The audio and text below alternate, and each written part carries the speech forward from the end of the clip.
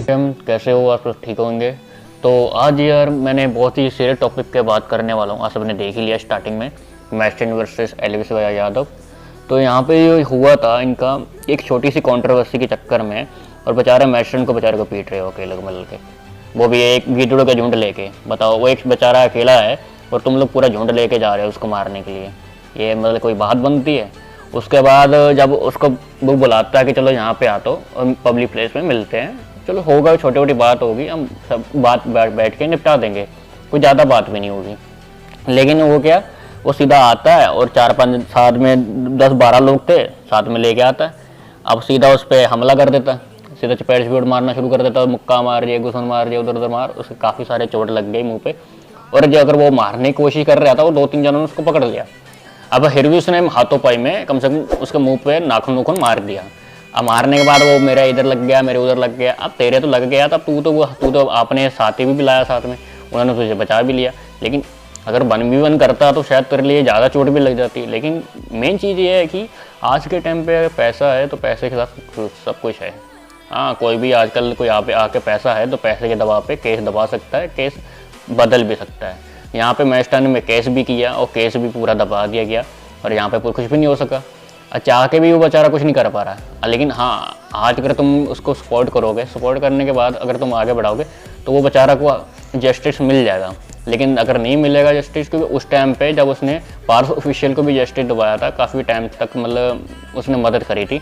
और आज उसके टाइम पे साथ में कोई नहीं, कोई उसको ट्रोल कर रहा है, कोई उसके ऊपर मीम बना रहा है। तो हमें ऐसे मीम नहीं बनना चाहिए। सोचो अगर कल के तुम्हारे साथ ऐसा हो जाए तो तुम्हारे साथ कौन खड़ा है कोई तुम्हारे साथ? तो ऐसे मतलब गुंडे को प्रमोट नहीं करना चाहिए। एक गुंडा है, एक गुंडा गैंगस्टर है, और गैंगस्टर को हमेशा प्रमोट नहीं करना चाहिए।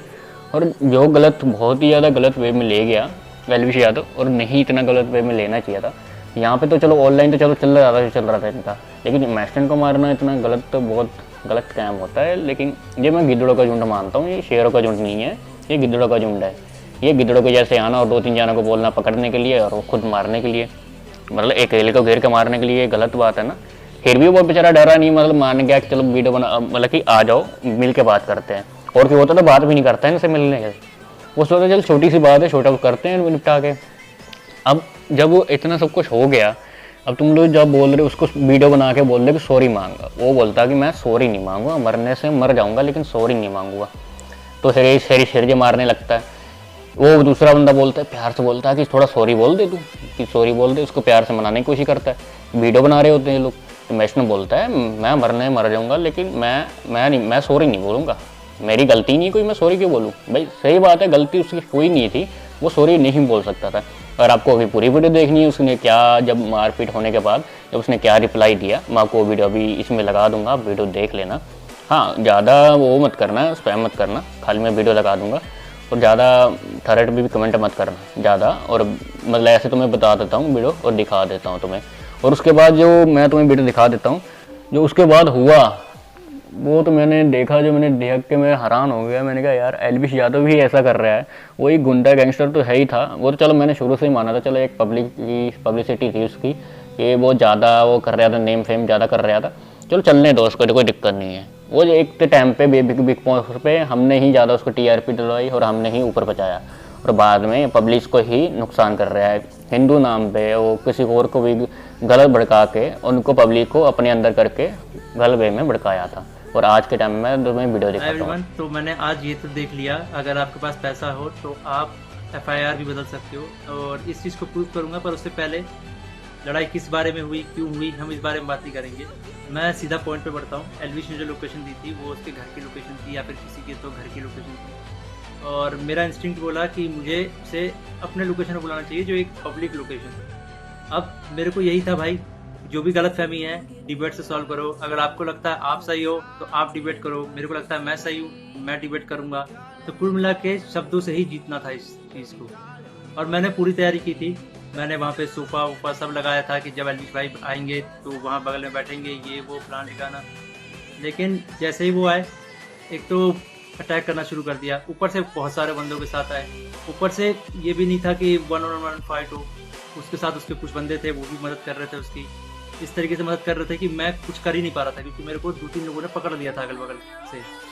अब जब लड़ाई हुई, लड़ाई के बीच में ही एल्विश ने मेरे को लगभग ये अपने घुटनों से नाक पे मारा, कई बार हाथों से मेरे सिर्फ मुंह पे मारा, और जब मारा उसके बाद उसने बगल से एक फ़ोन भी उठाया जो दूसरे एंगल पे रिकॉर्डेड है, और फ़ोन से मेरे स्पाइन पे मारा। और आप सभी को पता है अगर स्पाइन पे गलती से भी स्पाइन टूटता है तो आप ज़िंदगी भर के लिए लावारिस हो सकते हो, अपाहिज हो सकते हो।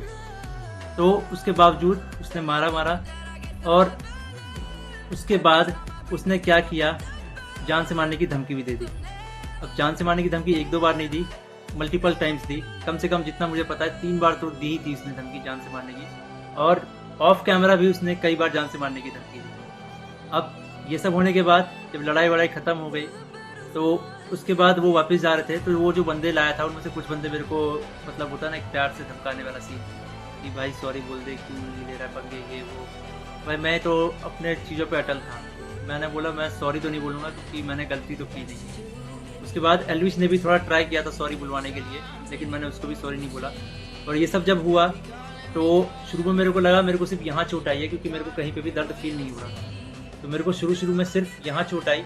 उसके बाद 1-1.5 घंटे बाद मेरे को यहाँ पे दर्द होना शुरू हुआ, और फिर 2 से 3 घंटे बाद मेरे पूरे स्पाइन में दर्द होना शुरू हुआ, और इस तरीके से हुआ कि मैं सो ही नहीं पाया। सुबह 4 बजे मैंने सोने का ट्राई किया था, मैं दोस्त के घर साकेत गया हुआ था, मैंने सोने का ट्राई किया, अनफॉर्चुनेटली मैं दर्द से सो ही नहीं पाया। उसके बाद हम जब दर्द हो रहा था तो हम गए वहाँ पे मैक्स हॉस्पिटल साकेत से मेडिकल निकलवाने, तो उन्होंने मना कर दिया विदाउट FIR नहीं होगा। तो मेरा यही था, मेरा दिमाग शॉक में था, FIR हमने की नहीं थी। फिर हमने डिसाइड किया कि दोपहर के 12 बजे के आसपास हम FIR करेंगे लॉज, और उसके बाद मेडिकल करवा लेंगे पुलिस की मदद से ही। तो हम गए FIR करने। अब जब FIR करने गए तो हमने पूरा बता दिया कि भाई ये सेक्शन लगाना है, अटेम्प्ट टू मर्डर है, साफ साफ दिख रहा है। तो वो जो SHO थे उन्होंने बहुत अच्छे से बात की।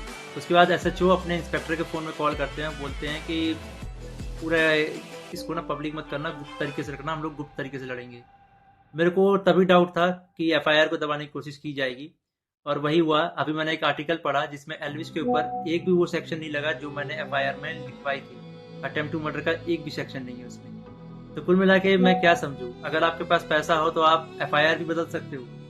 मतलब हरियाणा में इस तरीके से गुंडागर्दी चल रही है कि एक बंदा आता है, मारता है और उसके खिलाफ कोई एक्शन नहीं होता, उसको पुलिस पकड़ के लेके नहीं जाती। यहाँ पे इस बात को 24 घंटे हो चुके हैं, और वो बंदा अभी हंस रहा होगा कि उसको कोई पकड़ के नहीं ले गया, उसको फर्क ही नहीं पड़ा होगा। मैं हरियाणा के CM खट्टर जी से रिक्वेस्ट करना चाहूँगा कि इस गुंडे एल्विश यादव को अरेस्ट करवाओ। इसका बैकग्राउंड बहुत ख़राब है, जिस तरीके से यूथ को इंस्पायर कर रहा है, वायलेंस को प्रमोट कर रहा है, उससे साफ साफ पता लग रहा है यूथ बहुत गलत वे में मोटिवेट हो रही है इससे, और ये चीज़ बहुत ही ख़राब है। तो खट्टर जी, मैं इंडिया के कानून पे बहुत भरोसा करता हूँ, लेकिन अगर यहाँ पे नाइंसाफ़ी हुई तो एक तरीके से बहुत सारे लोगों को ये तो समझ में आ जाएगा कि इंडिया का कानून सिर्फ गरीबों के लिए बना है, अमीरों के लिए नहीं बना है। तो मैं नहीं चाहता कि ये कानून भी, ये FIR भी दब जाए, और साफ साफ पता लग रहा है दबाने की कोशिश की जा रही है इस FIR को। अगर ये FIR दबता है तो ये इंडिया के कानून की हार है। मैं आप लोगों से रिक्वेस्ट करूँगा, गुरुग्राम पुलिस को और खट्टर जी को इस ट्वीट में टैग करो, और उनको रिक्वेस्ट करो कि एल्विश यादव को जितनी जल्दी हो सके, इस गुंडे को जितनी जल्दी हो सके अरेस्ट करा जाए। क्योंकि अगर कोई भी ऐसे मार के निकल जाएगा और फिर अपने स्टोरी में डालेगा कि भाई वर्क डेड, तो खुल्लम खुल्ला यही है कि वो वायलेंस को प्रमोट कर रहा है, और उसको पता है भाई यही है, काम से काम रखना।